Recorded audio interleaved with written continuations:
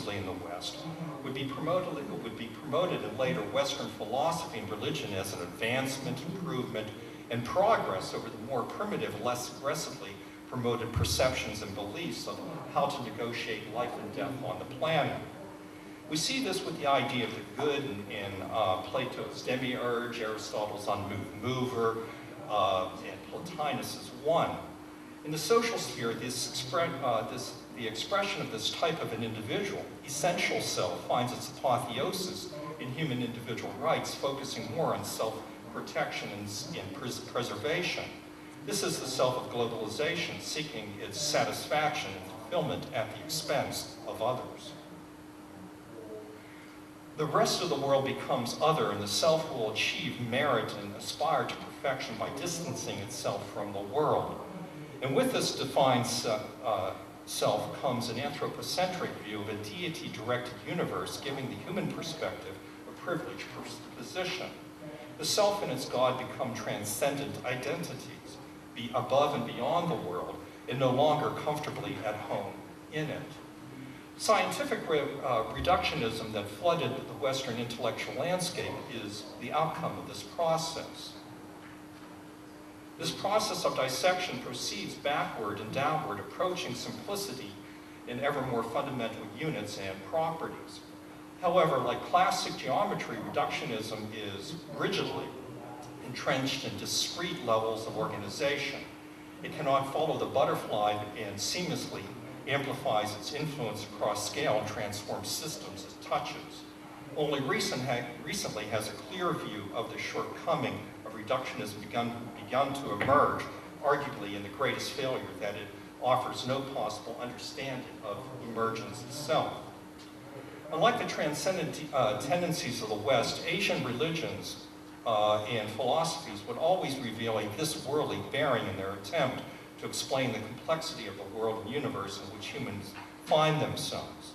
A good example of this is the Chinese conception of heaven, or Tian, which is often an abbreviation for Tiandi, heaven, earth, showing the inclusivity and interrelatedness of the universe writ large as the participatory home of Homo sapiens.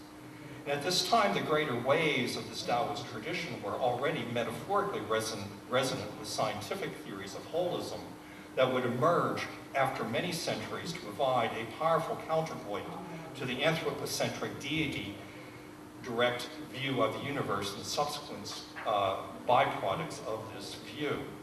Among all the major philosophical traditions in the world, Taoism, the fertile ground for the transplantation of Buddhism in China, most clearly recognizes and embraces how the systems of nature flourish and diminish, and how patterns emerge from the various interactive components of the natural world. In the 2nd to 3rd centuries, Chinese philosophers were the first to maintain the seamless dimensionality in nature is the definitive characteristics of Tao, the way the world is formed and the way it behaves. The emphasis of Taoist thinkers is on the natural qualities of Tao that arise from the principle of self-organization and the synergy of cooperation. While the Taoists and Confucians developed an elaborate worldview that anticipated the development of self-organization, leading to complexity and occasions of emergence, philosophers from a different tradition cut through the world-shaping process to focus closely on the embodiment of emergence that comes about through the interdependent tendencies of nature and human nature.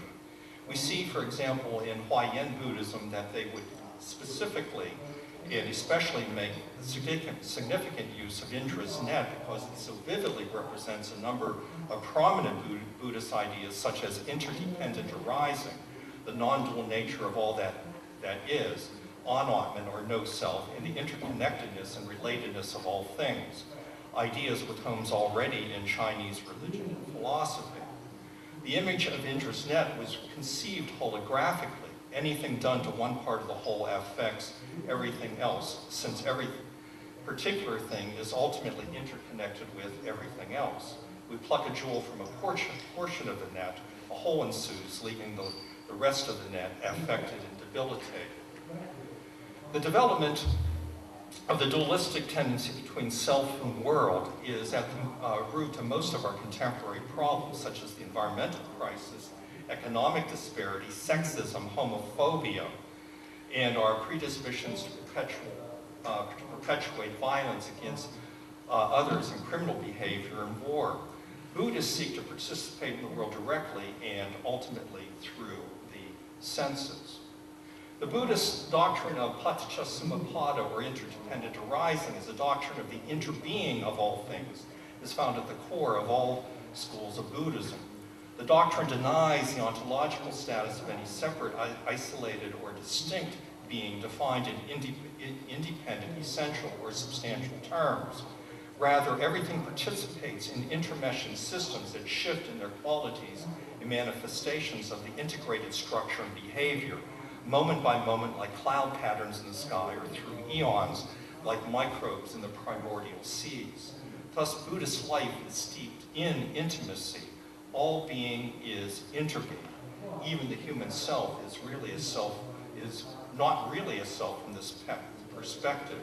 It is a not self, an anatma, a being that of necessity emerges from and is conditioned constantly by other beings in the field of all interbeing.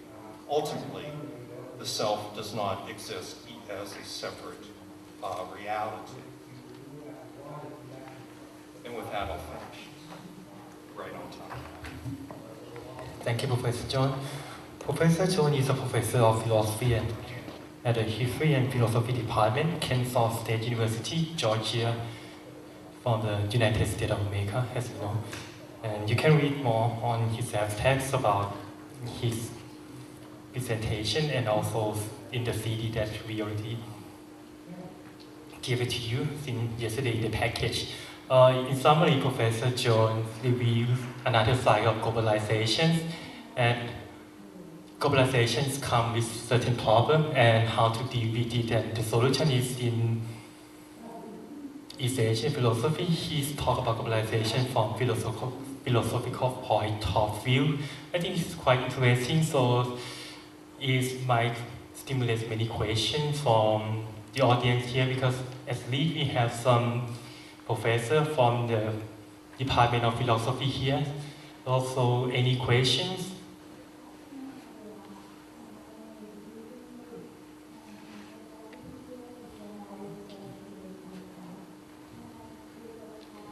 Okay, then maybe as a moderator, it's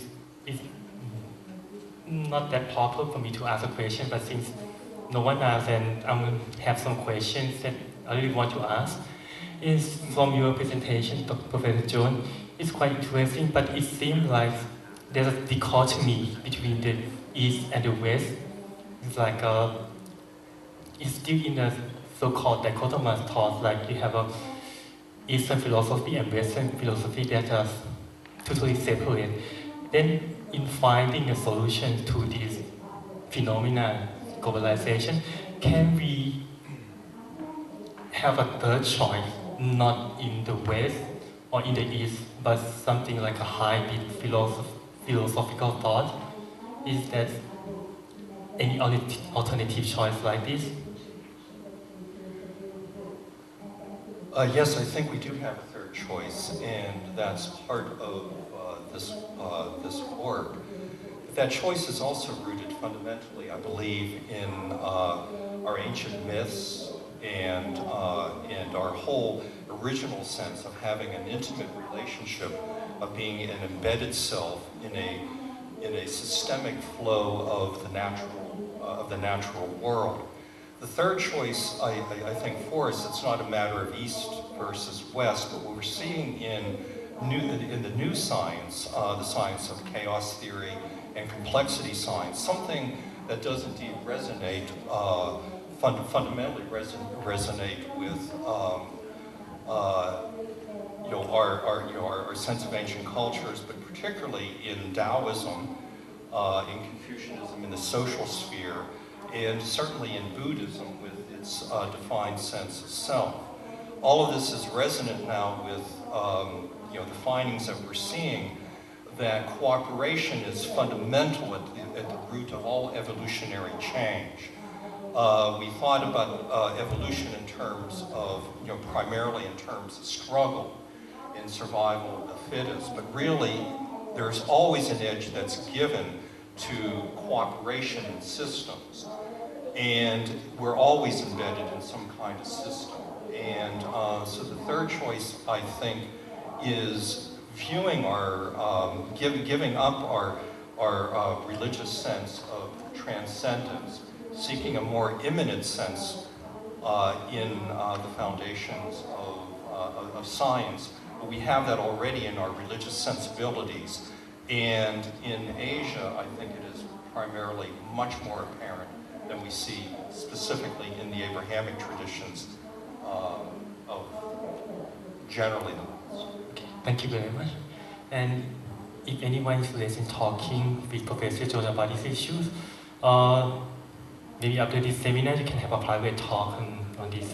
Thank you again, Professor John.